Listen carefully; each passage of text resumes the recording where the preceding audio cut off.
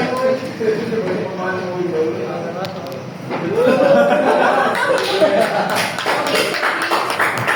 group 3 a hand.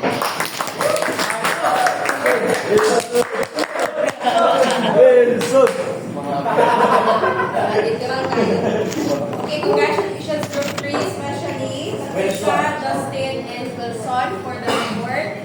So, next meeting, you will have to prepare 5 items questions. Kung na bahala kung sige, tawa na.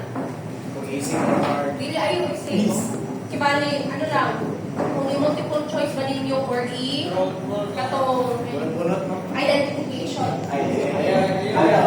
And then, after their questions, I will also give 5 items. I will also give 5 questions para ma-answeran na din ninyo sabay. So, kibali, every report, we will have 10 items. Ang sa reporter, 5 lang.